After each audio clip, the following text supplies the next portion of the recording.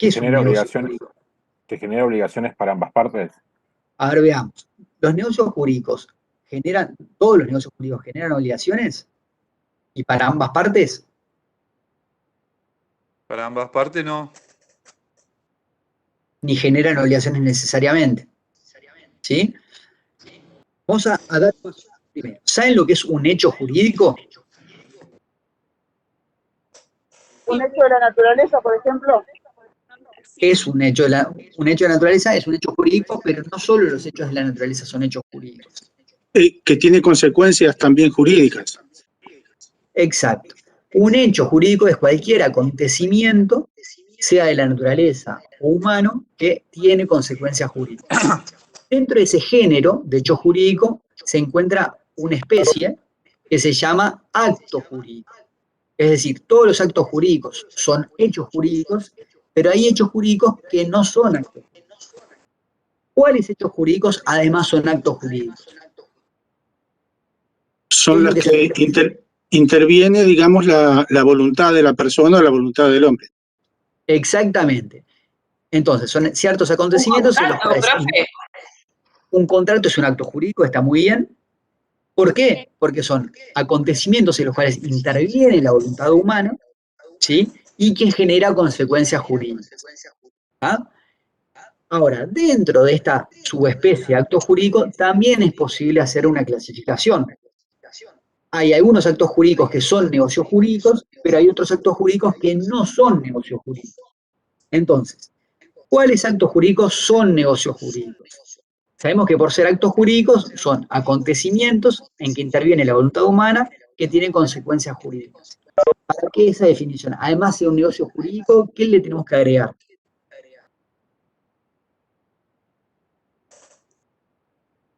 ¿Puedes repetir la pregunta? ¿Sí? ¿Qué es lo que define a un negocio jurídico dentro del género de acto jurídico?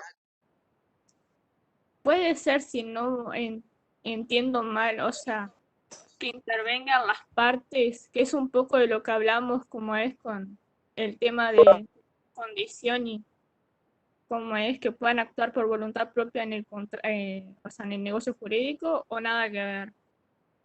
A ver, hay algunas precisiones que hacer respecto a lo que tú decías. Primero, puede haber negocios jurídicos unilaterales, entonces no corresponde hablar necesariamente de partes en plural.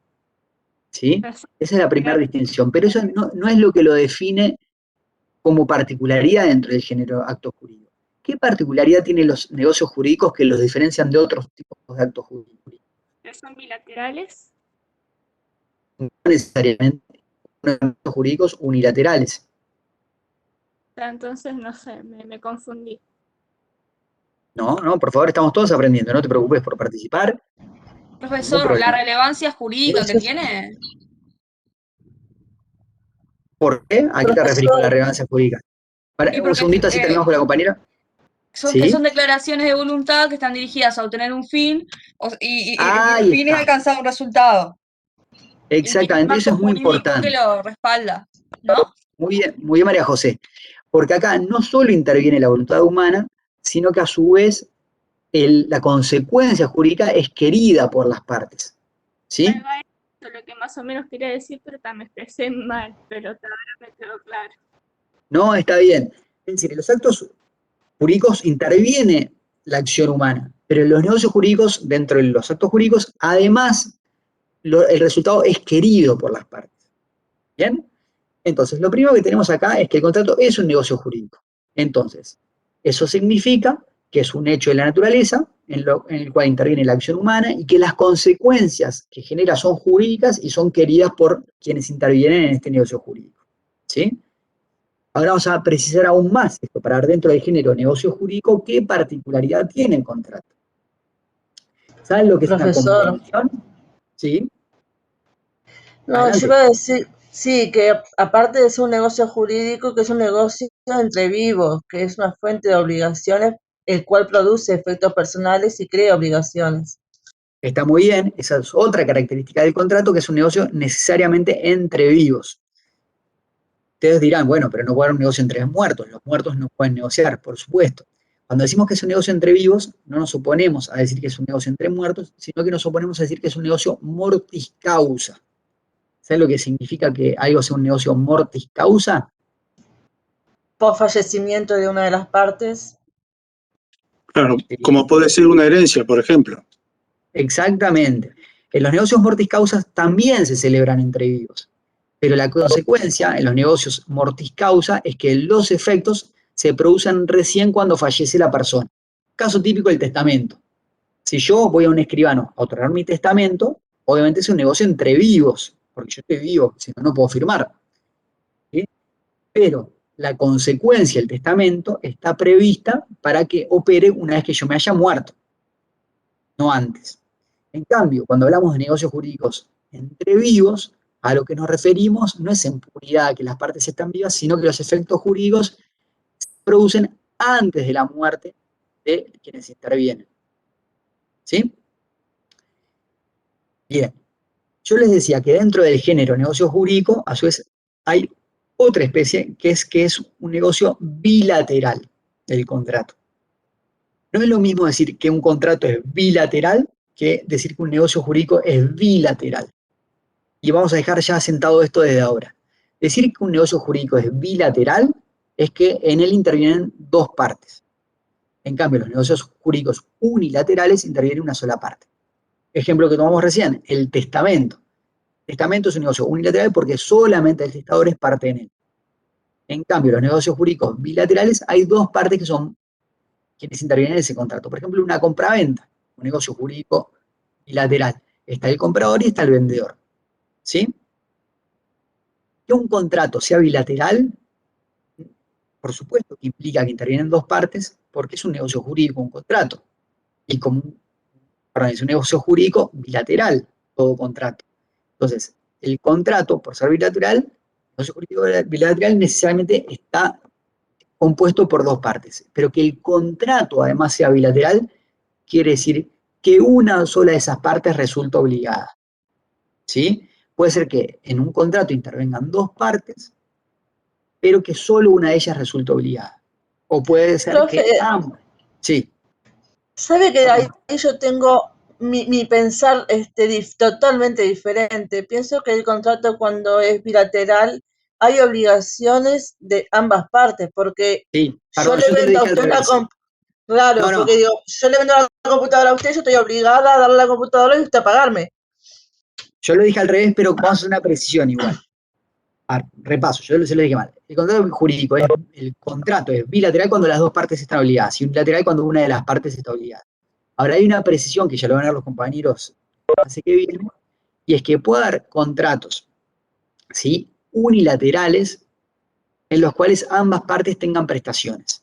Para que un contrato sea bilateral, se requiere que las prestaciones que asumen las dos partes estén en relación de dependencia, sean recíprocas.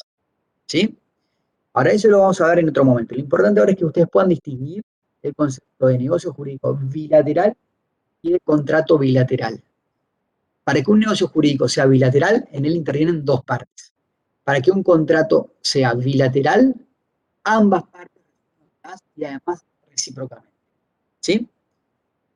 Pues bien, vamos un paso atrás. Los negocios jurídicos bilaterales, los que intervienen dos partes, se llaman convenciones.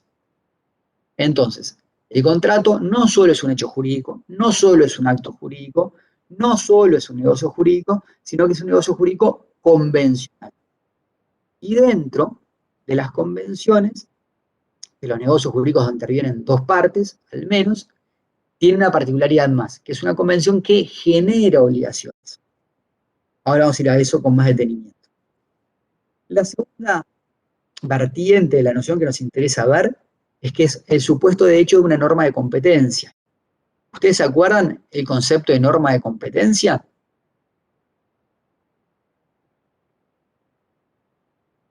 Cuando vimos los conceptos de norma de cambio, norma de competencia, norma jurídica, ¿se acuerdan de eso? ¿Nadie? ¿Qué era una norma de competencia?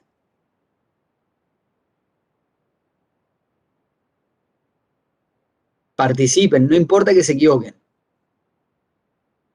¿Puede ¿Puede repetir la pregunta? ¿Sí? ¿Qué es una norma de competencia? Es la que atribuye, por ejemplo, hay una norma de competencia que atribuye a los particulares, en este caso, a que en un contrato cada uno ponga sus pautas, siempre obviamente con limitaciones legales, pero que cada uno arme sus pautas. ¿Puede ser eso? A ver, ¿quién más? ¿Están de acuerdo con lo que decía Silvia? ¿Discrepan?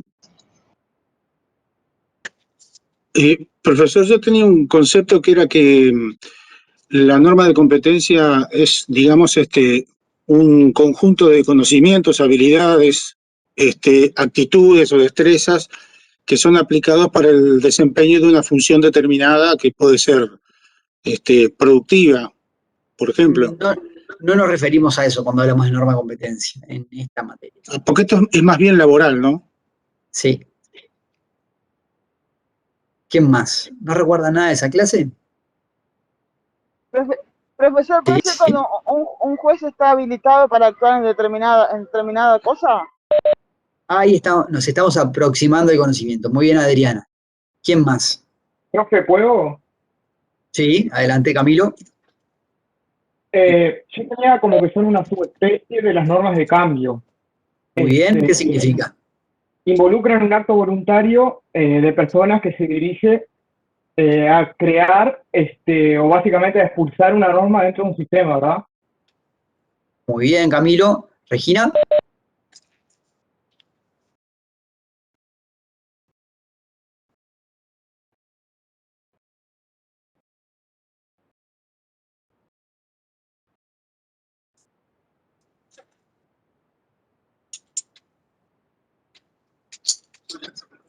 Bueno, se cortó un poco, pero creo que te entendí.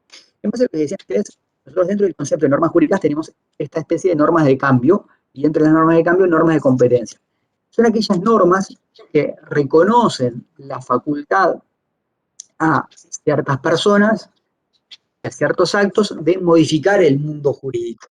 Y justamente nuestro código, cuando reconoce al contrato como una fuente de las obligaciones, le reconoce el carácter de ser un antecedente en la norma de competencia.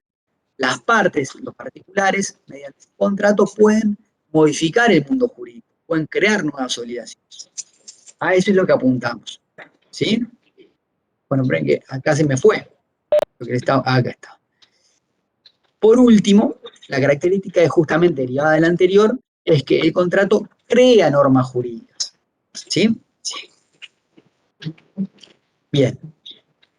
¿Qué atributos tiene el contrato? Vamos a correr la presentación, no sé si a ustedes también les tapan. Ahí está. Ahí está. Atributos del contrato dentro del género negocio jurídico. Bueno, algunas cosas las hemos ido viendo. Primero, las partes que lo forman. ¿Cuántas partes forman un contrato? Por lo menos dos. Por lo menos dos, exacto. Ahora después vamos a ver si es por lo menos dos o necesariamente dos. Y esa es una diferencia con otros negocios jurídicos que podían ser unilaterales. ¿Bien? Allí les anoto algunos artículos para que ustedes lean que hablan de la bilateralidad, de la necesidad de dos partes en un contrato.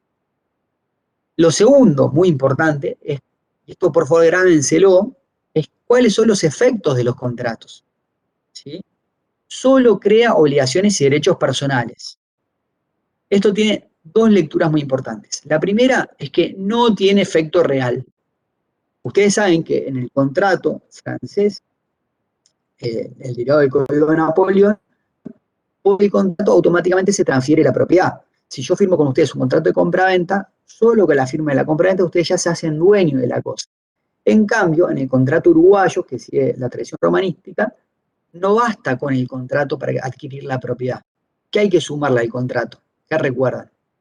La tradición. La tradición. La tradición, se requiere. Exacto, título y modo. Eso es una diferencia con el código francés. Y ténganlo en cuenta porque muchas veces los autores uruguayos citan autores franceses o quizás ustedes accedan directamente a la lectura de un autor francés y esta es una diferencia importante. ¿Ah? El contrato uruguayo no tiene efecto real, solamente tiene efecto personal, solo genera obligaciones y confiere a las partes un derecho de crédito a que la obligación sea cumplida, no un derecho de propiedad, un derecho real, ¿sí? Y la segunda consecuencia de lo que venimos diciendo es que crea obligaciones, pero no modifica ni extingue obligaciones el contrato. Esa es una diferencia con el contrato como se entiende en el derecho italiano. Allí sí el contrato puede extinguir o modificar obligaciones. Y esto también es muy importante porque, sobre todo Gamarra, cita muchísimos autores italianos, Gamarra por supuesto, que hace la diferencia, pero si ustedes acceden directamente a un autor italiano, tengan presente que se invoque esos autores tanto en nuestro país, no quiere decir que el sistema sea exactamente igual. Esta es una diferencia muy importante.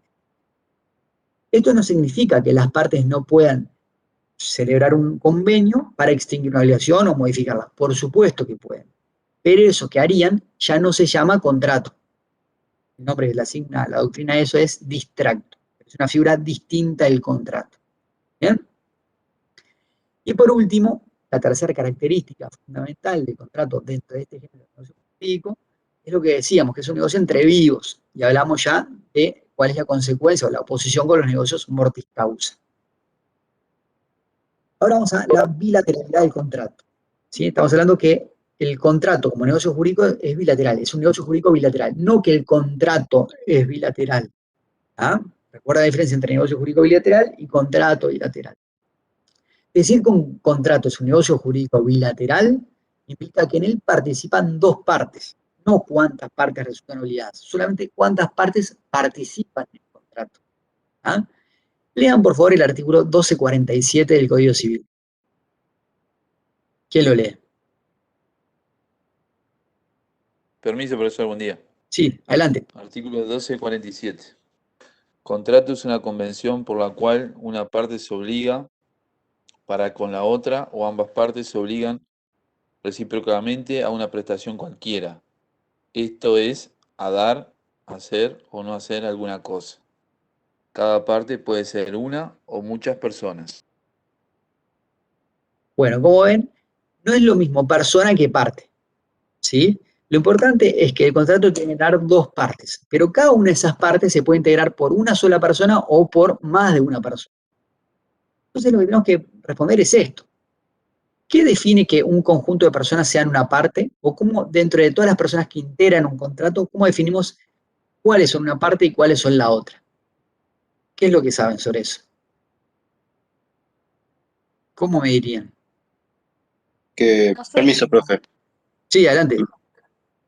Iba a decir que para determinar cuáles van a ser las partes, depende de las pretensiones que inicien. Por ejemplo, una de las partes sí o sí va a ser la que inicie la pretensión, y la segunda parte se va a conformar en base a quién va a estar dirigido esa pretensión misma. Así se va a poder, una vez que se identifiquen ambas partes, se va a tener en cuenta que generalmente son la persona que demanda y la persona demandada en español, por decirlo de alguna manera. Eso demanda y demandante está en un proceso judicial. Ahora, Profe, No se, ¿puede ¿sí? no se referir a- escucha, profe. ¿Se escucha, ¿Nadie me profe? escucha? Yo sí te escucho. Profe, ¿puede Bueno, referir adelante. al consorcio activo y pasivo cuando se habla de partes? No se olvide, creo que ustedes están confundiendo un poco el concepto de parte contractual y de parte procesal, ¿sí? Cuando hablamos de litisconsorcio o cuando hablamos de actor o demandante, demandado, como decía el compañero anterior, están hablando a las partes en un juicio. Acá no hablamos de las partes en un juicio, hablamos de las partes en un contrato. Yo ¿Qué es diría lo que Sí, perdón. adelante, María José. No sé, yo diría que una parte es la que se obliga, el deudor poner, y la otra la que recibe el beneficio, el acreedor. Entonces ahí sí, el acreedor pueden ser una o muchas personas y el deudor también, y que no significa que al principio, capaz que me equivoco, de la obligación, por ejemplo, pueden ser una persona en cada parte y después, a medida que se va desarrollando, pueden haber más personas. Por ejemplo, si alguno de los dos fallece, sus herederos. Bien, ese es justamente el criterio, ¿no? Profe, Sí, adelante. Sí, para que esas personas sean parte, deben tener siempre un interés común. ahí está, muy bien. Continúa, Valentina. Claro, y además después como siempre debe haber dos partes, y a su vez cada parte debe tener un interés, también van a haber dos intereses, que estos siempre deben ser diferentes y contrapuestos. Bien. Eso lo vamos a analizar con un poquito más de detenimiento a continuación, pero en principio, para iniciar con ese concepto de que para definir cómo agrupamos a las personas que tienen un contrato en las dos partes posibles, tenemos que ver cuál es el interés de cada una. Y en todo contrato hay dos centros de interés, ¿sí? Por ejemplo, en el caso que hablaba la compañera de alguien que compra y alguien que vende, hay un interés comprador y un interés vendedor, ¿sí? No quiere decir que esas personas que agrupamos bajo un mismo interés tengan comunidad de intereses en todos los aspectos, sino que solamente sobre el punto en cuestión dentro del contrato, sobre ese aspecto, tienen el mismo interés, ¿sí? Por ejemplo, un contrato entre ustedes y yo para que les dé clases. Puede haber un interés común de todos ustedes en recibir esa lección y un interés común mío en impartir esa lección, ¿sí? Que ustedes sean partes y puedan ser aglutinados dentro del mismo centro de interés en recibir la lección no quiere decir que ustedes tengan una comunidad total de intereses. A lo mejor el interés de uno de ustedes es que quiera recibir la lección porque si cursa la materia le brindan una beca del Fondo de Solidaridad, otro porque le interesa aprobar la materia, otro porque ya tiene aprobada la materia pero la quiere repasar, otro porque no le interesa repasar ni nada, sino porque, no sé, hizo una promesa de cursar la materia. O sea, el interés que los mueve puede ser muy diverso, pero hay algo en común en todos los intereses de ustedes y es querer recibir la materia. ¿Sí? Bien. Para entender este concepto de interés, que es un poco ambiguo, complicado de comprender, tenemos que darnos cuenta de que por interés se sigue una noción económica. Recuerden que el contrato es una figura que emana de una concepción muy liberal, tal cual la tenemos estructurada. Esa concepción liberal parte de la economía como centro de esquema. Entonces, en una noción económica, interés es aquello que nos mueve a satisfacer. Es la disposición que tiene el sujeto a procurarse un cierto bien o servicio, como dice la pantalla, que sirva para satisfacer una necesidad suya. ¿Bien? Por oposición aparte, aparece la figura de un tercero. ¿Quiénes son terceros? Bueno, aquellos sujetos que las obligaciones que emergen del contrato o los derechos que emergen del contrato no les afectan, son ajenas. Profe, disculpe, ¿cómo era la disposición del sujeto? Me quedé ahí en la noción de interés. Sí, es la disposición del sujeto tendiente a procurarse un cierto bien o servicio que sirva para satisfacer una necesidad suya. Yo esto después igual se lo subo, no se preocupen por eso. ¿Bien? Entonces, estamos viendo el concepto de tercero, que es el que se define por oposición al concepto de parte, ¿sí? Y decíamos que tercero es aquel que no se ve afectado por el contrato. Por el contrato no adquiere ningún derecho de crédito ni asume ninguna obligación. Esto es algo muy diferente a indicar que el contrato le es totalmente irrelevante. El contrato como hecho social, como algo que existe en la sociedad, no se puede desconocer, ¿sí? Les pongo un ejemplo. Sí, un ejemplo típico que pasó acá en Uruguay. ¿Ah? ¿Recuerdan cuando se armó un lío hace muchos años, por ahí ustedes ni siquiera eran nacidos, entre el Cebolla Rodríguez y Carlos Bueno, ambos en ese momento jugadores de Peñarol, que Pau Casal lo llevó a jugar al Paris Saint-Germain? ¿Alguien recuerda esa situación? ¿Sí? Sí, bueno. Sí, yo recuerdo. Bueno, en ese momento, ¿quiénes eran parte del contrato? Eran Cebolla Rodríguez, Carlos Bueno, una parte, por decirlo de una forma, y por otro lado el Club Peñarol. ¿Ah? Cuando Paco Casal hace las gestiones para llevarlos ambos al Paris Saint-Germain, Paco Casal no era parte del contrato, ¿sí? No se había obligado a prestar los servicios como futbolista ni a pagar un precio por eso. Eso era un tema entre los jugadores y Peñarol, ¿sí? Por eso era un tercero. Pero como hecho social, Paco Casal no es ajeno a la existencia de ese contrato. Era un contrato público, Paco Casal lo conocía, por lo cual, cuando de alguna forma manipuló a los jugadores para llevarlos a jugar al Paris Saint-Germain, afectó los intereses de Peñarol, lo cual lo puede hacer incurrir en responsabilidad, porque llevó a los jugadores a incumplir ese contrato. ¿Ah? ¿Esto qué significa? Que el contrato como hecho social existe y nos puede ser relevante a todos los individuos de la sociedad. Pero eso no nos hace dejar de ser terceros.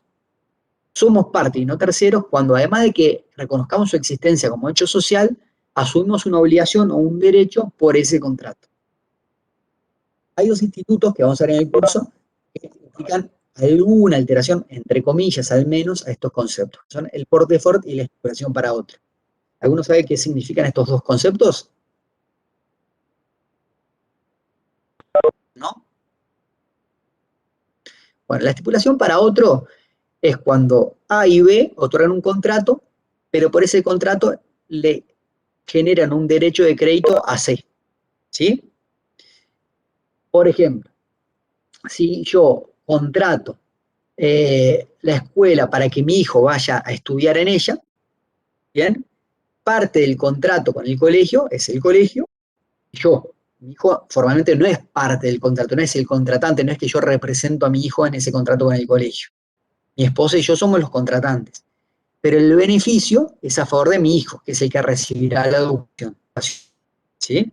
O cuando le pongo un club deportivo, un montón de situaciones en las cuales el beneficiario es un tercero. ¿Bien? Mi hijo sería C, como dice Romina acá. Exactamente. ¿Qué sucede aquí? Uno podría decir, bueno, entonces acá el contrato está generando un derecho de crédito a alguien que no fue parte de él. Entonces, ¿mi hijo es parte y no es tercero? No, también sigue siendo tercero, porque para que efectivamente mi hijo adquiera los derechos, o cualquier tercero adquiera un derecho a una estipulación para otro, tiene que aceptar, por lo menos tácitamente, recibir ese beneficio.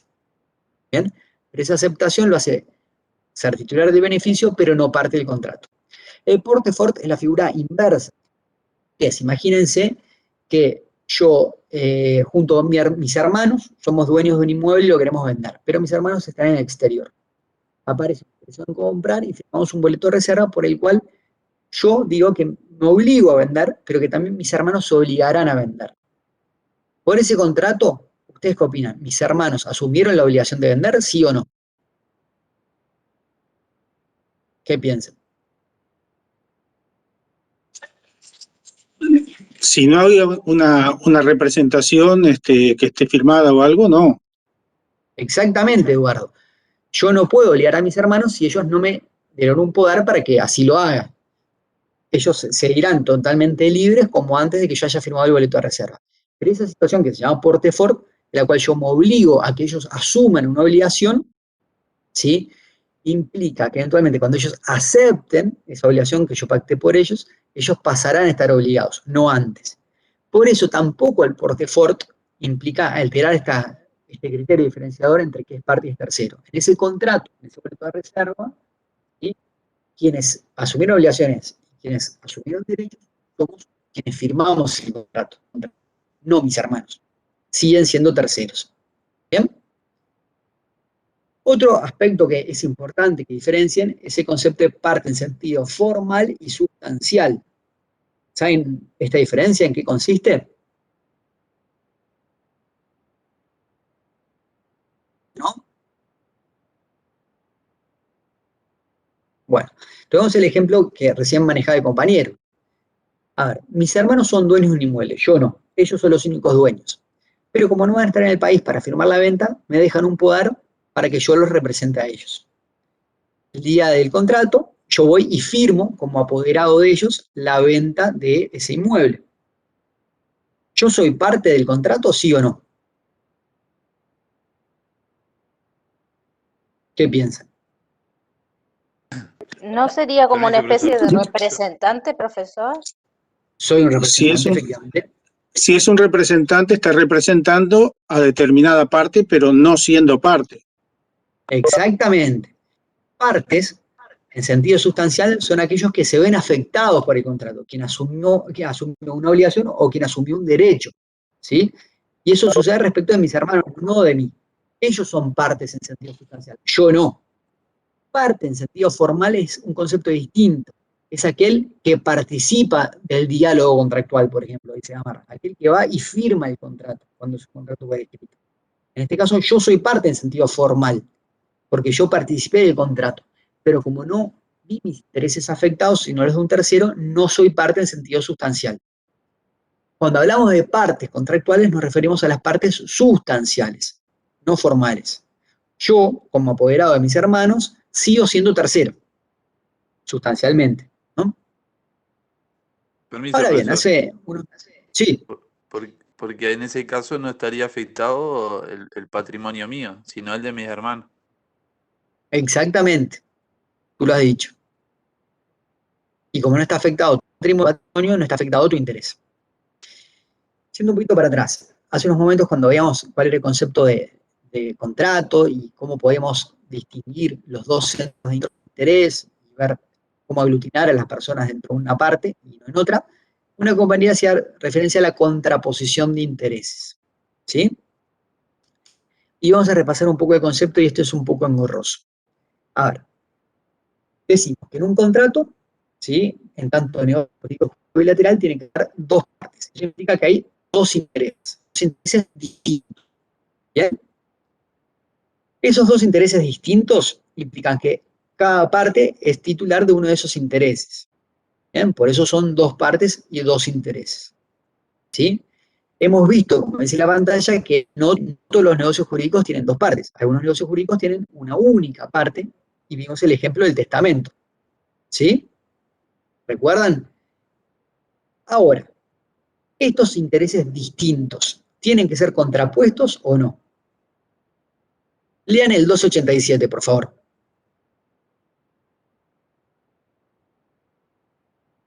¿Quién lo lee? Yo lo leo, profesor. Sí, adelante. 1287.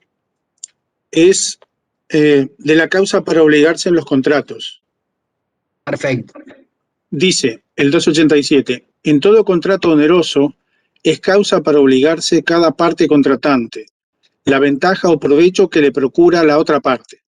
Si el contrato es gratuito, la causa se encuentra en la mera liberalidad del bienhechor. Bien, exactamente. Entonces, acá el criterio es que los intereses tienen que ser opuestos, contrapuestos. Lo que quiere uno es contrario a lo que quiere el otro. Uno quiere vender y el otro quiere comprar. ¿Ah? Pero esto también se verifica en los contratos gratuitos, aunque parezca más difícil de verlo. Pero un contrato gratuito, una donación, uno quiere darle una ventaja al otro y el otro quiere recibir esa ventaja. ¿Ah? ¿Qué problema nos presenta esto? Bueno, justamente, como dice la pantalla, las figuras asociativas. Si todos nosotros nos asociamos para constituir una sociedad comercial, ¿sí? Ahí, en realidad, no hay un interés contrapuesto entre ustedes y el mío. Son intereses distintos, pero convergentes. Todos tenemos un objetivo común, que es formar esa sociedad. ¿Sí? Acá les señalo algunos artículos que hablan de la sociedad civil, la sociedad comercial, la sociedad agraria, donde se verifica un poco este concepto de figuras asociativas. Entonces esto nos presenta un desafío. ¿Qué hacemos? ¿Consideramos estas figuras asociativas como verdaderos contratos o no? Si consideramos que son verdaderos contratos, bueno, entonces tenemos que rever ese concepto de que un contrato implica que existen dos intereses contrapuestos, porque acá los intereses existen, pero no son contrapuestos. Y además no hay solo dos partes, ¿sí? Habría muchas partes, tantas como personas asociadas. ¿Bien? Cafera intenta abordar el tema indicando que es un tema más terminológico que sustancial. Y fíjense lo que indica, ¿no? Dice que el camino para intentar una sola teoría de los contratos, es decir, que bajo un mismo concepto de contrato, incluyamos tanto los contratos de intercambio como los asociativos, la clase que viene lo vamos a ver, es considerar que los intereses tienen que ser complementarios, ¿sí? Esos intereses distintos se complementan. ¿Cómo se pueden complementar? Bueno, se pueden complementar porque son opuestos entre sí, caso típico de un contrato de cambio, una parte vende y una parte compra, o convergentes, los contratos asociativos. No hay un intercambio entre ellos, pero esos intereses distintos convergen hacia un objetivo común. Bajo esta noción de Café y otros autores, es donde podríamos incluir a todas las figuras asociativas en el concepto de interés que venimos manejando, y de ese modo en el concepto de contrato, ¿Se entiende esto o es un poco entreverado? ¿Sí? ¿No? Sí, se entiende, sí. ¿Se entiende? Bueno, acá ahí me dijo que no, otro me dice que más. Bueno, vamos a intentar hacer un resumen de esto. Entonces, definitivamente, para que haya un contrato, es un negocio jurídico bilateral. Que sea un negocio jurídico bilateral tiene que decir, implica que hay dos partes. ¿Cómo definimos a las partes? Bueno, cada parte tiene un interés. Es decir, que esas dos partes tienen un interés distinto. El interés de una parte es un interés distinto al que tiene la otra parte. Ahora, esos intereses distintos no necesariamente son opuestos, ¿sí? Que sean distintos quiere decir que se complementan. En algunos tipos de contratos son intereses opuestos. Eso sucede en los contratos de cambio, donde lo que quiere una parte es totalmente contrario a lo que quiere la otra. Una parte quiere vender su inmueble y la otra quiere adquirir el inmueble. En cambio, en otro tipo de contratos, que son los asociativos, esos tres intereses complementarios lo son no porque sean opuestos, sino porque son convergentes.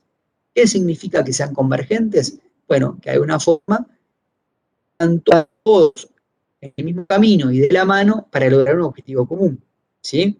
Imagínense, ustedes y yo formamos una sociedad en la cual decimos, a ver, ustedes que son unos expertos en redes sociales y yo que tengo los clientes, nos asociamos para que yo aporte los clientes y ustedes para que presten los servicios en redes sociales. Tenemos un fin asociativo, un fin de hacer algo en común, aportamos cosas distintas, pero nuestros intereses se complementan y buscamos lo mismo.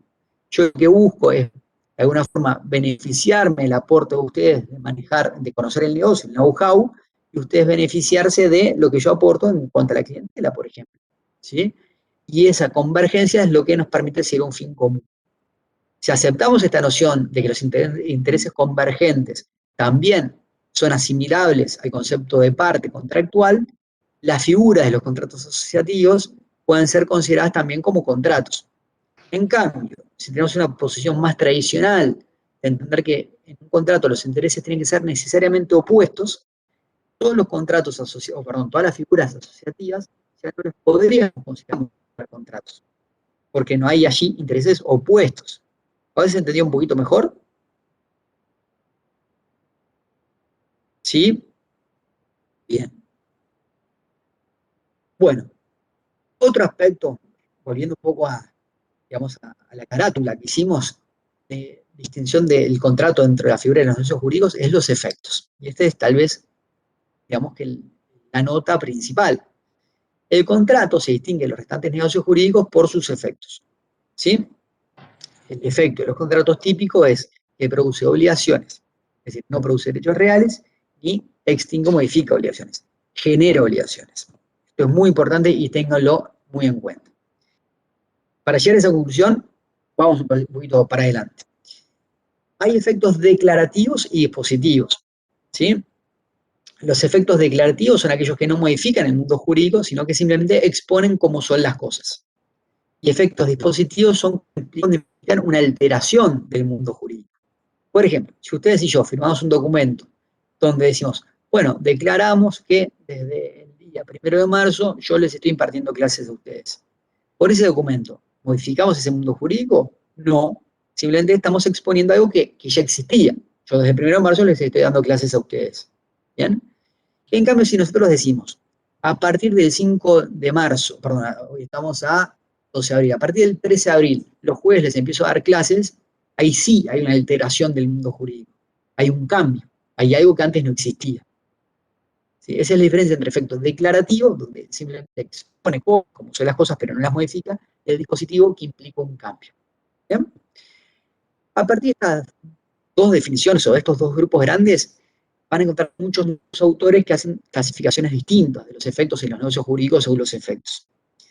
Tomamos la de Gamarra porque es, digamos, la posición más tradicional en nuestro país, ¿no? Gamarra dice que hay negocios dispositivos en sentido estricto, que son aquellos que crean, extinguen o transfieren derechos reales. ¿Bien?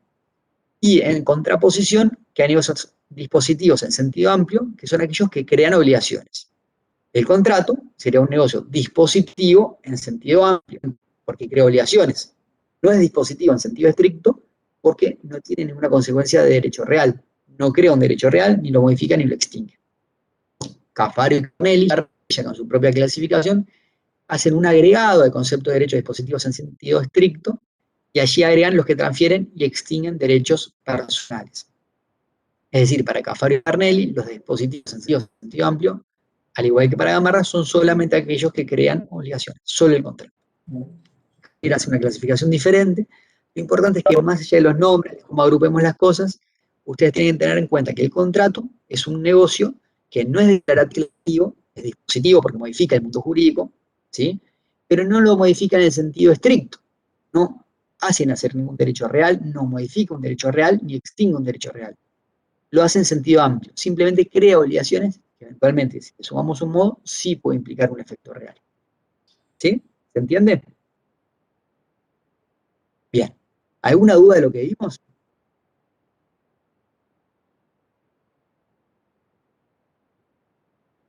¿Se entiende? ¿Alguna duda? ¿Cómo estamos con esto? Ustedes no se olviden.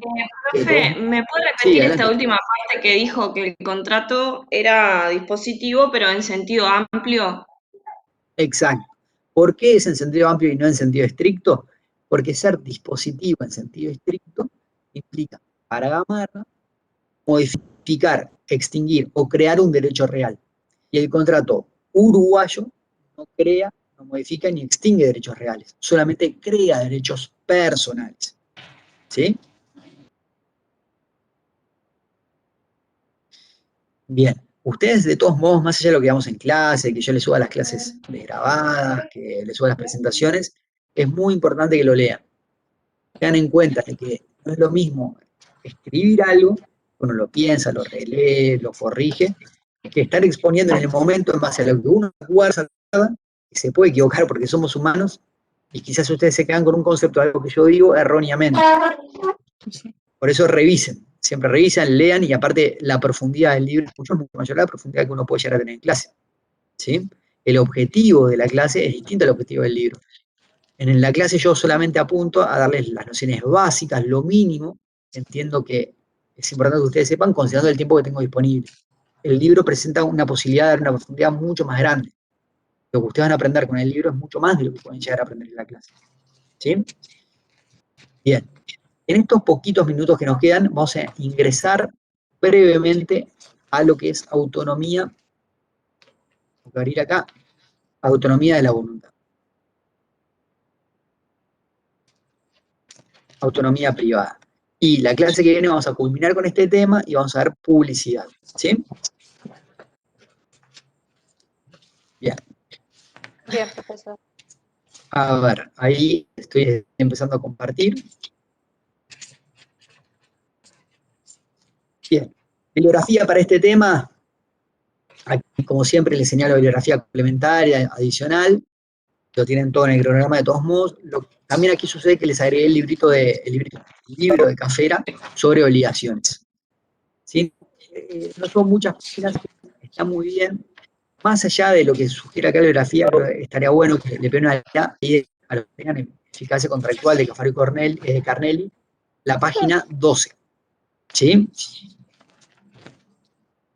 Porque creo que complementa un poco lo que dice tanto Gamarra en los capítulos 1 y 2 del tratado, 8, como lo que dice Cafera en obligaciones. ¿Bien? La pregunta que nos hacemos acá es filosófica, y es ¿por qué el contrato obliga? ¿Qué opinan ustedes? ¿Por qué el contrato obliga?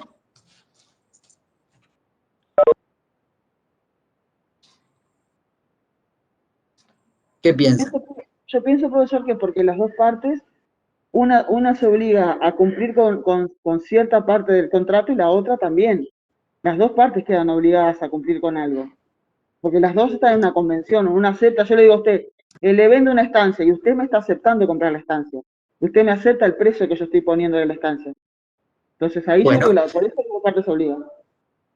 Lo que tú decís no está nada mal, y de hecho es lo que llaman algunos autores consideration. ¿Bien? Profe, Pero ¿cómo explicás eso en los contratos unilaterales, donde solamente una parte se obliga? Por ejemplo, una donación. Profe, ¿Por qué permiso. el donante se obliga? Sí, ya voy contigo. Perdón. Sí, sí, adelante. Profesor, en los de gratuitos. Vamos a dejar a la compañera. Sí, perdón, adelante. Adelante, ¿qué habla? Sí. Para mí te obligás por el interés que tenés de realizar tal cosa en el contrato. El interés es lo que me hace obligarme a mí y hace obligar al otro en la convención del contrato, ¿no? Bien, eso se asimila al concepto de causa, que también lo veremos. En Ahora la sí, donación, las compañeras que querían participar. Adelante.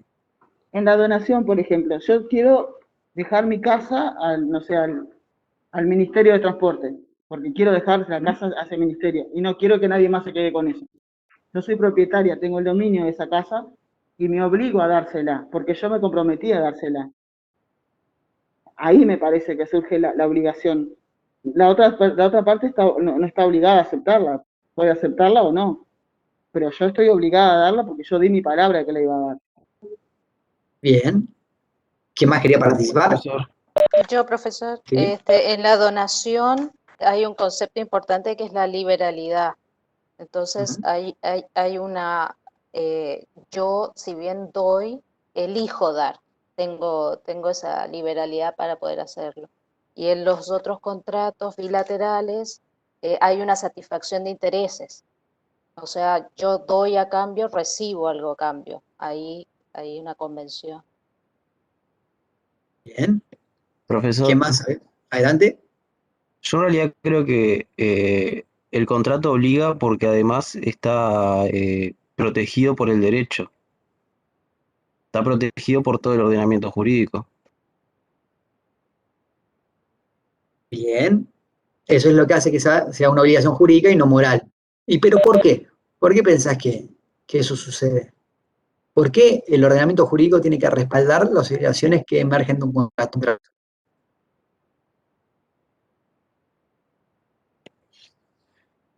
Bueno, acá en Para realidad que puedan ser cumplidas. Perdón. Adelante. Lo que iba a decir era que en realidad el derecho lo que hace es, como lo que hoy decíamos de las normas de cambio, con normas de cambio le da a ciertas personas la autoridad normativa para poder crear normas jurídicas, que en este caso serían los contratos. Bien. Bueno, nosotros vamos a ir por acá. Les pido para la clase que viene que piensen justamente esto que estamos conversando, ¿sí? ¿Por qué les parece a ustedes que el contrato obliga a que lean? Yo les señalé la grafía, pero pueden leer como siempre lo que quieran. Vamos a terminar este tema en la clase que viene, vamos a hacer publicidad, vamos a ver si hacemos el ejercicio que tenemos en mente, y ya empezaríamos con la clasificación de los contratos. ¿Alguna duda? No, profesor. ¿No? Profe, en mi caso, mi grupo tenía que dar, tenemos que dar el miércoles este tema que estuvimos hablando de contrato bilateral y unilateral. Sí, Mi pregunta es, sí. tenemos que dar lo que acabamos de dar recién, agregándole lo unilateral, ¿no? Bueno, nosotros lo que vimos recién fue muy escueto, ¿no? Me gustaría dar una exposición un poco más amplia de lo que yo hice. Recuerden que tienen más o menos unos 10 minutos para cada tipo de contrato. ¿Sí? Bien, gracias. Bueno, nos vemos el miércoles. Que pasen bien. Gracias. Gracias.